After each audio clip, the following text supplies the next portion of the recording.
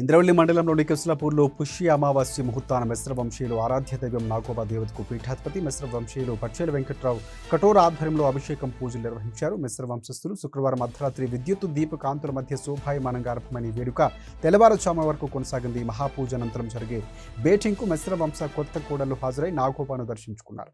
కొత్త కోడళ్లు పరిచయం చేసిన తర్వాత వారు మిశ్ర వంశ పెద్దల ఆశీర్వాదాలు తీసుకున్నారు. నాగోబా మహాపూజ కర్తవులో ఖానాపూర్ బోర్డు శాసనసభ్యులు వెడ్మవంశు అనిల్ జాదవ్, జిల్లా collector Rahul Raj, SP Gaus Alam, ITD incharge PO Khushbu Gupta ఇతర అధికారులు పాల్గొన్నారు. ప్లాస్టిక్ వాడకంతో పర్యావరణ సమతుల్యత దెబ్బతింటుందని, ప్రతి ఒక్కరూ ప్లాస్టిక్ బదులుగా ప్రత్యామ్నాయ మార్గాల్లో ఆదరించాలని కూడా విద్యాశాఖ సెక్టోరియల్ అధికారులు కంటి నర్సయ్య నారాయణ సూచించారు. మినిస్ట్రీ ఆఫ్ ఎన్విరాన్మెంట్, ఫారెస్ట్స్ అలాగే క్లైమేట్ చేంజ్ శాఖ సౌజన్యంతో Telangana state national green craft ఆధ్వర్యంలో ఎన్విరాన్మెంట్ ఎడ్యుకేషన్ కార్యక్రమంలో భాగంగా విద్యార్థులకు సింగిల్ యూజ్ ప్లాస్టిక్ ప్రత్యామ్నాయాల అంశంపై ఎకో క్లబ్ పోటీలు నిర్వహించారు. ఆదిలాబాద్ జిల్లా కేంద్రంలోని డైట్ కళాశాలలో జరిగిన ఈ పోటీలో జైనత్ మండలంలోని పిప్పరవాడ ప్రాథమికోన్నత పాఠశాలకు చెందిన విద్యార్థులు ఉత్సాహంగా పాల్గొని తమ ప్రతిభను కనపరిచారు. నాటిక ప్రదర్శనల ద్వారా ప్లాస్టిక్ వాడకం వల్ల సంభవించే అనర్థాలు, కలిగే దుష్పరిణామాలపై వివరిస్తూ చైతన్యపరిచారు. తమ అద్భుతమైన ప్రదర్శనతో ఆహుతులు విశేషంగా ఆకట్టుకున్నారు. అలాగే సాంస్కృతిక కార్యక్రమాలతో అలరింపజేశారు. సింగిల్ యూజ్ ప్లాస్టిక్ వాడకాన్ని తగ్గించి పర్యావరణ పరిరక్షణకు పాటుపడాలని, అప్పుడు ఆరోగ్యకరమైన సమాజ నిర్మాణం జరుగుతుందని అతిథులు సూచించారు. పోటీల్లో ఉత్తమ ప్రతిభ కనపరిచిన వారికి మొదటి, ద్వితీయ, తృతీయ బహుమతుల కింద నగదు పురస్కారం అందించడం జరుగుతుందని తెలిపారు. అసెంబ్లీలో సూపర్ స్పెషాలిటీ ఆసుపత్రి విమానాశ్రయం నిర్మాణంపై ఆదిలాబాద్ శాసనసభ్యులు పాయలశంకర్ అసెంబ్లీలో ప్రస్తావించడం అభినందించదగ్గ విషయమని సిపిఎం జిల్లా కార్యదర్శి దర్శనాల మల్లేష్ అన్నారు.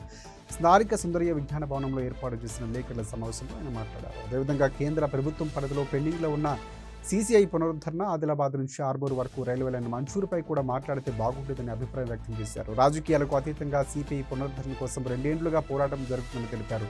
గత 4 రోజులుగా రైల్వే లైన్ సాధన కోసం ఉద్యమం కొనసాగుతుందని అన్నారు. జిల్లా ప్రజల ఆకాంక్షలు గుర్తించడంలో కేంద్రంలోని బీజేపీ ప్రభుత్వం పూర్తిగా విఫలమైందని చెప్పారు. జిల్లా నుంచి పార్లమెంటు సభ్యులతో పాటుగా తాజాగా ఎమ్మెల్యేను సైతం గెలిపించినప్పటికీ సవతి తల్లి ప్రేమను కనపరుస్తుందని అన్నారు. కేంద్ర బడ్జెట్లో నిధులు కేటాయించకుండా మొండి చేయి చూపించిందన్నారు. సీసీఐ పునరుద్ధరణతో పాటు ఆదిలాబాద్ ఆర్మూర్ రైల్వే లైన్ మంజూరు చేయకుండా వచ్చే పార్లమెంట్ ఎన్నికల్లో జిల్లా ప్రజలు ఓట్లు అడిగే నైతిక హక్కు బీజేపీ పార్టీకి లేదని చెప్పారు. ఆదిలాబాద్ ఆర్మూర్ రైల్వే లైన్ సాధించేంత వరకు పోరాటాన్ని ఎట్టి పరిస్థితుల్లో ఆపేది లేదని, కేంద్ర రాష్ట్ర ప్రభుత్వాలు స్పందించేంత వరకు ఉద్యమిస్తామని రైల్వే లైన్ సాధన సమితి జిల్లా కన్వీనర్ నారాయణ యాదవ్ పేర్కొన్నారు. ఆదిలాబాద్ జిల్లా కేంద్రంలోని ఆర్ఎన్బి అతిథి గృహం వద్ద సాధన సమితి ఆధ్వర్యంలో చేపడుతున్న రిలే నిరాహార దీక్షలు కొనసాగుతున్నాయి. శనివారం 26వ రోజుకు చేరుకున్నాయి. ఈ రిలే దీక్ష శిబిరాన్ని పారామెడికల్ కళాశాల విద్యార్థులు సందర్శించి సంఘీభావాన్ని తెలిపారు. సభ్యులకు తమ సంపూర్ణ మద్దతును ప్రకటించారు. కేంద్ర ప్రభుత్వ మొండి వైఖరి నశించాలి అంటూ నినాదాలతో హోరెత్తించారు. విద్యా, ఉద్యోగం, ఉపాధి, ఆదిలాబాద్ వెనుకబాటుకు సంబంధించి ఎమ్మెల్యే పాయలశంకర్ అసెంబ్లీలో ప్రస్తావించడం హర్షణీయమన్నారు. దీన్ని స్వాగతిస్తున్నట్లు చెప్పారు. అలాగే పేద మధ్యతరగతి ప్రజలకు ఎంతో మేలు చేసే రైల్వే లైన్ మంజూరుపై అసెంబ్లీ వేదిక సాక్షిగా మాట్లాడలేదని ఎందుకు ప్రశ్నించారు. అది కూడా మాట్లాడితే బాగుండేదని అభిప్రాయం వ్యక్తం చేశారు.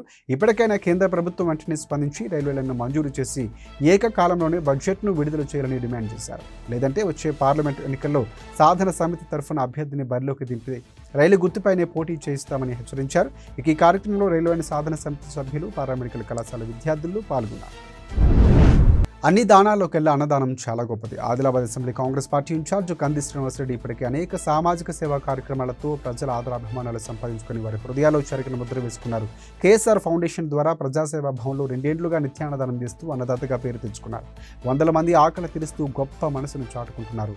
10 మందికి అన్నం పెట్టాలన్న ఆలోచన అందరికీ రాదు. వచ్చిన ఏదో ఒక పూట పెట్టే వాళ్ళే ఉంటారు. కానీ ప్రతిరోజు నిత్యాన్నదానం చేసేవారు అరుదుగా ఉంటారు. కాక ఆ కోవకు చెందిన వారి కంది శ్రీనివాసరెడ్డి పేదల ఆకలి తీర్చాలన్న సంకల్పంతో ప్రారంభించిన నిత్యాన్నదాన కార్యక్రమం నిర్విరామంగా కొనసాగుతుంది. ఇంత మంచి కార్యక్రమానికి శ్రీకారం చుట్టిన ఆయన్ను పలువురు అభినందిస్తున్నారు. నిండు నూరేళ్లు చల్లగా ఉండాలని దీవెనలో అందిస్తున్నారు. తలమడుగు మండల కేంద్రంలోని ప్రభుత్వ జిల్లా పరిషత్తు సెకండరీ పాఠశాల ఆధ్వర్యంలో నిర్వహించిన ఫుడ్ ఫెస్టివల్ ఉత్సాహభరితమైన వాతావరణంలో కొనసాగింది. విశేషంగా ఆకట్టుకుంది. ఈ ఫుడ్ ఫెస్టివల్లో విద్యార్థులు ఉత్సాహంగా పాల్గొని వివిధ రకాలైన ఆహార పదార్థాలు తయారు చేసి తీసుకుని పాఠశాల ఆవరణంలో ఏర్పాటు చేసిన స్టాల్స్లో ప్రదర్శించారు. దాదాపుగా 60 రకాల వరకు వివిధ రకాలైన ఆహార పదార్థాల అమ్మకాలు చేపట్టారు. విద్యార్థుల తల్లిదండ్రులు తరలివచ్చి ఈ కార్యక్రమాన్ని విజయవంతం చేశారు. తలమడుగు ఎస్ఐ ధనశ్రీ, ఎంపీడీఓ రమాకాంత్ ముఖ్య అతిథులుగా హాజరై ఈ ఫుడ్ ఫెస్టివల్ ప్రారంభించారు. వివిధ రకాల ఆహార పదార్థాలు పదార్థాలు రుచి చూసి వాటి తయారీ వివరాలు అతిథులు అడిగి తెలుసుకున్నారు. ఈ సందర్భంగా ప్రధాన ఉపాధ్యాయుడు వెంకట్రావు మాట్లాడుతూ విద్యార్థులతో నిర్వహించిన ఈ ఫుడ్ ఫెస్టివల్కు విశేష స్పందన లభించిందని చెప్పారు. అలాగే ఈ ఫుడ్ ఫెస్టివల్ ద్వారా సమకూరిన నగదును లింగి వృద్ధాశ్రమానికి విరాళంగా అందజేయబోతున్నట్లు తెలిపారు. ఈ కార్యక్రమంలో పాఠశాల ఉపాధ్యాయులు వినోద్ రెడ్డి, రాజేందర్, ఎస్ఎంసీ చైర్మన్ గంగన్న తదితరులు పాల్గొన్నారు. సాధారణంగా ఆత్మీయ సమ్మేళనం అంటే పూర్వ విద్యార్థులు, పూర్వ ఆచార్యులు, బాల్యమిత్రులు సమ్మేళనాలు చూస్తూ ఉంటాం. కానీ పూర్వం నివసించిన గ్రామస్తులంతా ఒక్కటై ఆత్మీయ సమ్మేళనం జరుపుకోవడం ఇది రెండవసారి కావటం విశేషం. 40 సంవత్సరాల క్రితం విడిపోయిన గ్రామస్తులంతా ఒక్కచోట చేరి సందడి చేశారు. అందరూ కలిసి ఆటపాటలతో సంబరంగా గడిపారు. పూర్వ జ్ఞాపకాలు నెమరు వేసుకున్నారు. ఒకరినొకరు ఆప్యాయంగా పలకరించుకొని చిన్ననాటి మధుర స్మృతులు గుర్తు చేసుకుని సంతోషంలో మునిగిపోయారు. గ్రామంతో తమకున్న అనుబంధాన్ని వారితో కలిసి తోటి వారితో పంచుకొని తమను తాము మైమరిచిపోయారు. ఇందుకోసం బేల మండలంలోని పాత తోయగూడ గ్రామం వేదికగా మారింది. సాధనాల ప్రాజెక్టు నిర్మాణంలో భాగంగా పాత తోయగూడ గ్రామం అంతా ఆనాడు ముంపునకు గురైంది. దీంతో గ్రామస్తులంతా విడిపోయి బతుకు తెరువు కోసం ఎక్కడెక్కడో స్థిరపడ్డారు.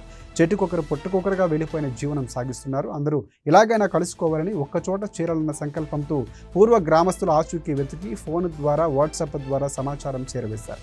అలా అందరూ కలిసి గత ఏడాది ముంపునకు గురైన గ్రామంలోని మొదటి ఆత్మీయ సమ్మేళనం నిర్వహించుకోగా మళ్ళీ రెండోసారి కూడా ఇవాళ పండుగ వాతావరణంలో ఆత్మీయ భేటీ అయి సందడిగా చేశారు.